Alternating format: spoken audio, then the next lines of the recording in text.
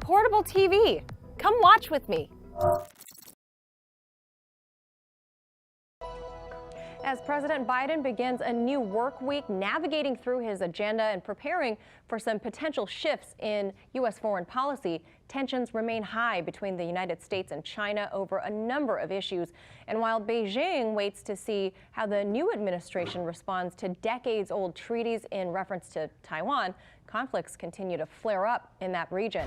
RT's Rachel Blevins is joining us now from the newsroom with more details to this. So, Rachel, what more can you tell us? Well, Manila, Washington is once again ramping up tensions with Beijing in the South China Sea, but this time it's happening under a new administration. The U.S. military confirmed that it sent an aircraft carrier group led by the USS Theodore Roosevelt into the region over the weekend. They claim it was part of a freedom of the seas navigation exercise, similar to the drills that were routinely carried out by the Trump administration as it increased the U.S. military's presence in the South China Sea. But this time, the added military presence came with a clear message. The small island nation of Taiwan, which is considered part of China under the One China policy, reported that at least 8 bomber planes and 4 fighter jets from Beijing entered its airspace on Saturday.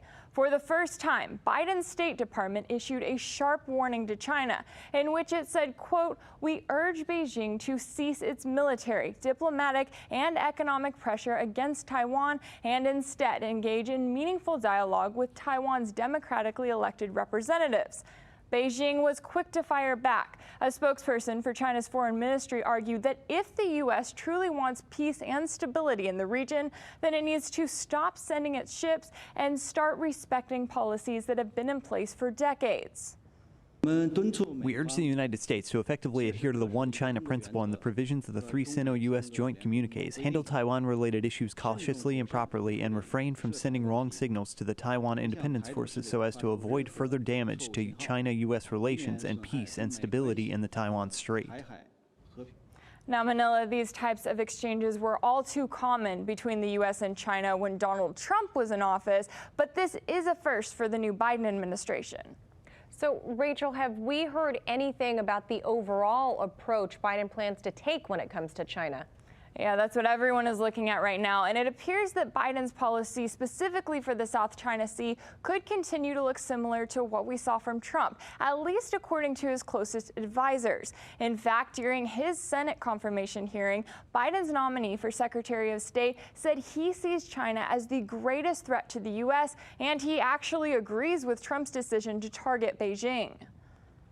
As we look at China, there is no doubt that it poses the most significant challenge of any nation state to the United States in terms of our interests, the interests of the American people. There are, as I see it, rising adversarial aspects to the relationship, certainly competitive ones, and still some cooperative ones when it is in our mutual interest. Looking back, Beijing showed great restraint when the Trump administration took unprecedented steps in its relations with Taiwan. But it's not clear yet if that will continue to be the approach if the Biden administration does the same. Reporting in the newsroom, Rachel Blevins, RT. And for more on these rising tensions between Taiwan and China, we'll talk to John Sitilides. He's a geopolitical strategist at Trilogy Advisors. John, good to see you.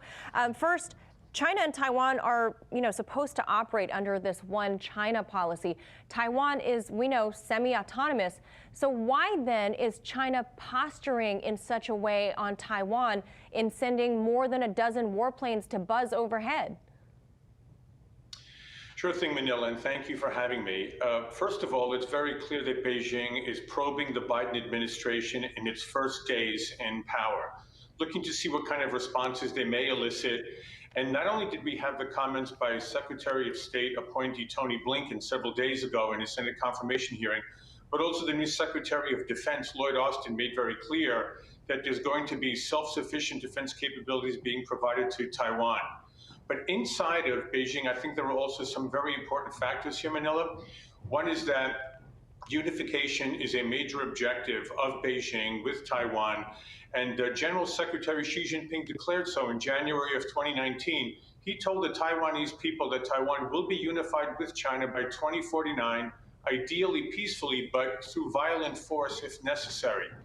There's also the personal glorification of Xi Jinping, given his ruthless expansion of Chinese power in Hong Kong, probing incursions in India, and of course, violations of international law in the South China Sea. But now, John, you mentioned self-defense and possible full unity by 2049, but doesn't China right now have every right to be concerned with Taiwan's activities in that they're behaving in more of a rogue fashion during the Trump administration than it ever did? It was the first time the island purchased offensive arms by the billions. I mean, we saw them purchase stuff like F-16 fighter jets. I believe Taiwan's most concerned about the kinds of amphibious landing exercises that China has been undertaking for the better part of the last decade now, looking to intimidate Taiwanese political officials and Taiwanese society.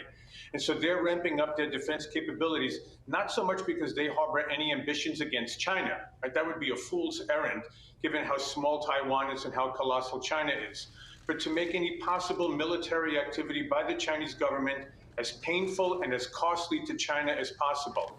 So it makes perfect strategic sense when you have a smaller power against a larger power to at least make deterrence the key policy here. And the Trump administration, you correctly note, has been providing billions in arms sales to Taiwan over the last 4 years. But America's defense of Taiwan against communist China goes back to the Eisenhower administration, the Quemoy-Matsu crisis of 1955 and 56, and it's been upheld by every Republican and Democratic administration for the last 60 years.